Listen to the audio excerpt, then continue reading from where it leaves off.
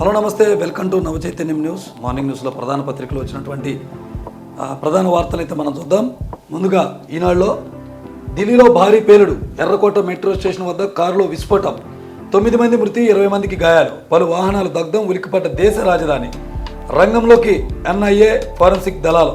పరిస్థితిపై మోదీ అమిత్ షా సమీక్ష. అనేక నగరాల్లో రెడ్ అలర్ట్. ఇక పేలుడు సంబంధించిన ప్రాంతంలో చెల్లచెదురుగా శరీర భాగాలు, కార్లు, రోడ్లపై మృతదేహాలు, క్షణాల్లో భారీ మంటలు కూడా వ్యాప్తి చెందాయట. ఉగ్రకుట్ర భగ్నం, 8 మంది అరెస్టు, వారిలో 3 వైద్యులు. 2900 కిలోల పేలుడు పదార్థం స్వాధీనం, మరిన్ని ఆయుధాలు లభ్యం. వీళ్ళని అరెస్ట్ చేయడం వలనే ఇప్పుడు ఈ పేలుడు సంభవించినట్టు కేంద్ర ప్రభుత్వం అనుమానాలు వ్యక్తం చేస్తుంది. ఇక 1,00,000 కోట్ల పెట్టుబడులు ప్రతిపాదనలకు రాష్ట్ర మంత్రివర్గం ఆమోదం. భూముల కేటాయింపు, ప్రోత్సాహకాలు అందించాలి. అమరావతిలో అభివృద్ధి, మౌలిక సదుపాయాల కల్పన పనులకు అనుమతి. పలు కీలక నిర్ణయాలు తీసుకున్న మంత్రివర్గం. అలాగే ప్రజల ఆస్తి వివాదాల్లో తలదూరుస్తున్న ఎమ్మెల్యేలు. ఏ పార్టీ ఎమ్మెల్యేలైనా తప్పు చేస్తే కఠినంగా వ్యవహరించండి. మంత్రివర్గ సమావేశంలో సీఎంను కోరిన పవన్ కళ్యాణ్. అలాగే తొలిసారి గెలిచిన ఎమ్మెల్యేలకు సీనియర్లతో శిక్షణ. పార్టీ లైన్ను అర్థం చేసుకోవడంలో ఇబ్బంది పడుతున్నారు. తెదేపా మంత్రులతో అల్పాహార విందు భేటీలో లోకేష్ ఈ వ్యాఖ్యలు చేశారంట. ఇక 2వ విడతకు రంగం సిద్ధం. బీహార్లో నేడే పోలింగ్ అంట. తీదేదేకు 5 ఏళ్లలో 68.17 లక్షల కిలోల కల్తీ నెయ్యి.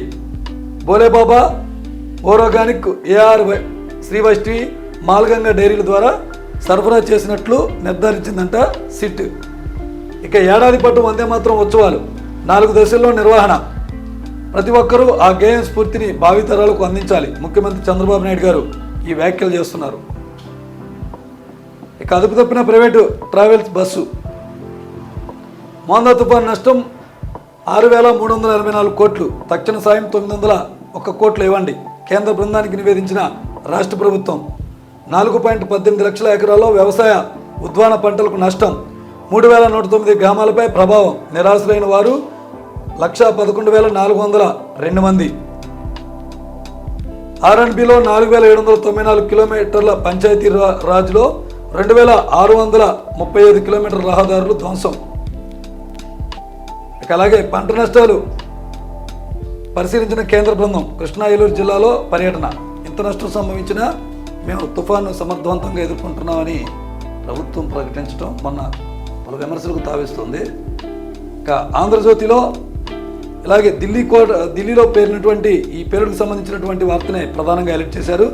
ఢిల్లీలో భారీ పేలుడు, ఎర్రకోట సమీపంలో పేలిన కారు, 3 పరిస్థితి విషమ, మృతుల సంఖ్య పెరిగే ప్రమాదం. 9 మంది మృతి, 24 మందికి గాయాలు. చిత్రమైన శరీర భాగాలతో ఘటనా స్థలి వద్ద భీతావహ దృశ్యాలు.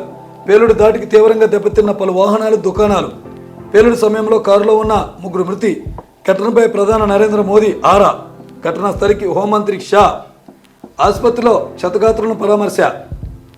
ఉగ్రకుట్ర కోణంలో ఎన్ఐఏ దర్యాప్తు. కారు కదలికలపై వివరాల కోసం సీసీటీవీ కెమెరాలు జల్లెడ పడుతున్నారట. పేలుడు కారణమేంటో ఇప్పటికిప్పుడు చెప్పలేం. అన్ని కోణాల్లో దర్యాప్తు చేస్తాం. వాస్తవాలను ప్రజల ముందు ఉంచుతామంటున్నారు అమిత్ షా. ఇక ఈ పేలుడుతో రాష్ట్రంలో హై అలర్ట్ ప్రకటించారు. పోలీసులతో డీజీపీ టెలికాన్ఫరెన్స్. రాష్ట్ర వ్యాప్తంగా ముమ్మర సోదాలు. అన్ని ప్రాంతాల్లో పూర్తి అప్రమత్తత. ఢిల్లీ విమానాశ్రయ పరిధిలో జీపీఎస్ స్పూఫింగ్. విమానాలకు తప్పుడు సంకేతాలు అందినట్లు పైలట్లు ఫిర్యాదు. దర్యాప్తు చేపట్టిన ఎన్ఐఏ కార్యాలయం. ఈ పేలుడు భారీ ఉగ్రకుట్ర భగ్నమే కారణం అంటున్నారు. 3 రాష్ట్రాల్లో 8 మంది ఉగ్రవాదులు అరెస్టు. వీరిలో 3 వైద్యులు, వారిలో 1 మహిళా డాక్టర్. 2,900 కేజీల పేలుడు పదార్థం స్వాధీనం. AK-47 రైఫిళ్లు, పిస్తోళ్లు, టైమర్లు గుర్తింపు వారి వద్ద. మహిళా డాక్టర్ కారులో అసల్ట్ రైఫిల్ అంట. హైదరాబాద్ డాక్టర్ అష్తో కలిపి 4 వైద్యులకు ఉగ్ర లింకులు ఉన్నాయంట. శ్రీనగర్లో వెలిసిన పోస్టర్లపై కూపీ లాగితే బయటపడ్డ కుట్ర. హర్యానా, కాశ్మీర్ పోలీసుల ఆపరేషన్ మొదలుపెట్టారు. అలాగే 1,00,000 కోట్ల పెట్టుబడులకు కేబినెట్ ఓకే. విద్యుత్ కేంద్ర ఏర్పాటుకు అసైన్డ్ భూములు. చట్టంలో కీలక సవరణలతో ఆర్డినెన్స్ జారీకి ఆమోదం. విశాఖలో పలు ఐటీ సంస్థలకు భూ కేటాయింపులకు అంగీకారం. కొప్పం, వారోకల్లు, నాయుడుపేటలో పలు పరిశ్రమలు కూడా. కేబినెట్ నిర్ణయాలను వెల్లడించిన మంత్రి పార్థసారథి. ఇక సొంత ఊరిలో ఐటీ ఉద్యోగం అంట. మండలానికో వర్క్ స్పేస్ సెంటర్, కనీసం 610 మంది పనిచేసేలా సదుపాయాలు. రోజంతా కరెంట్ ఉంటుందంట. హై స్పీడ్ నెట్, వీసీ సౌకర్యం కూడా తప్పనిసరిగా ఉంటుందంట. సమావేశాలకు ప్రత్యేక గది, స్కానింగ్, ప్రింటింగ్, లాకర్ సౌకర్యం కూడా ఉంటుందంట. వర్క్ స్పేస్ పాలసీకి కేబినెట్ ఆమోదం తెలిపినట్లు వార్తని ఇచ్చారు. ఇక క్వాంటమ్ బోనంజా, రాష్ట్రంలో క్వాంటమ్ కంప్యూటరింగ్ హబ్ ఏర్పాటుకు సానుకూల వాతావరణం కల్పించే దిశగా చర్యలు చేస్తుందంట ప్రభుత్వం. పరిశోధనలు, హార్డ్వేర్ పార్కులు, స్టార్టప్లకు ప్రోత్సాహం, ప్రత్యేక క్వాంటమ్ కంప్యూటరింగ్ పాలసీకి ఆమోదముద్ర వేసింది ప్రభుత్వం. ఇక ఎమ్మెల్యేల పెత్తనం పెరిగిపోతుంది, వారు చెబితేనే పనులవుతున్నాయి. ఈ వ్యాఖ్యలు పవన్ కళ్యాణ్ చేస్తున్నారు. డిప్యూటీ సీఎం, మనం చెప్పే గవర్నెన్స్కు క్షేత్రస్థాయి పరిస్థితికి చాలా తేడా ఉంది. దీనిని సరిదిద్దుకోకపోతే ప్రజాపాలనకు అర్థం ఉండదని చెప్తున్నారు. సీఎం జోక్యం చేసుకుని హెచ్చరించాలి. కేబినెట్ భేటీలో డిప్యూటీ సీఎం సూచన, కూటమి ఎమ్మెల్యేలు ఎవరు తప్పు చేసినా ఇన్ఛార్జి మంత్రులు బాధ్యత తీసుకోవాలి. వారి తప్పులు సరిదిద్దే ప్రయత్నం చేయండి, వినకుంటే నా దృష్టికి తీసుకురండి అంటున్నారు సీఎం.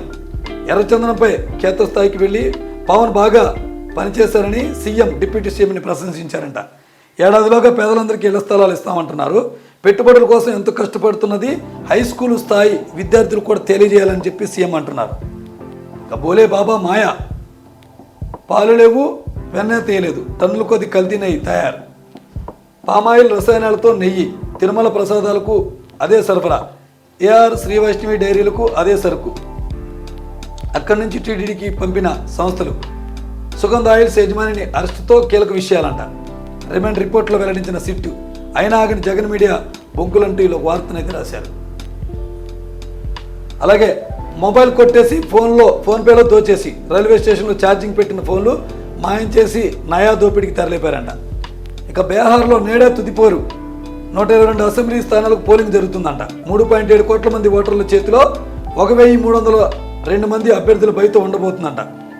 1.75 కోట్ల మంది మహిళా ఓటర్లు ఉన్నారంట. అలాగే నవయువ ఓటర్లు వచ్చేపాటికి 7.69 లక్షల మంది అంట. ఈ నెల 14న ఓట్లు లెక్కింపు జరగబోతుందంట. అలాగే నేడు జూబ్లీ హిల్స్ ఉప ఎన్నిక పోలింగ్ కూడా జరగబోతుంది. రాజంపేటలో కోవట్ల రాజ్యం, లోక్సభ స్థానం పరిధిలో ఫిక్సింగ్ రాజకీయం. కొందరు తమ్ముళ్ళు మోసేది పసుపు జెండా అయినా పెద్దిరెడ్డి ప్రయోజనాలే వారి రహస్య ఎజెండా అంట. 2024 ఎన్నికల్లో వైసీపీ గెలుపు కోసం వాళ్ళు కృషి చేశారంట. ఆ పార్టీ అభ్యర్థులకు ఆర్థిక సాయం కూడా అందిందంట. నాడు పెద్దిరెడ్డి ఎన్నో అరాచకాలు, అక్రమాలు. 2023లో చంద్రబాబుపై వైసీపీ శ్రేణులు రాళ్లదాడి, అక్రమార్కులకు కొందరు టీడీపీ నేతలే సహకారం అందించారంట. పెద్దిరెడ్డి రామచంద్రారెడ్డి గారు గెలవడానికి తెలుగు తమ్ముళ్లే, సొంత జెండా మోసిన తెలుగు తమ్ముళ్లే వారి గెలుపుకు కారణమయ్యారంట, వైసీపీ గెలుపుకి. అలాగే అలా చేసినందుకు భారీ స్థాయిలో వారికి నగదు కూడా అందిందంట.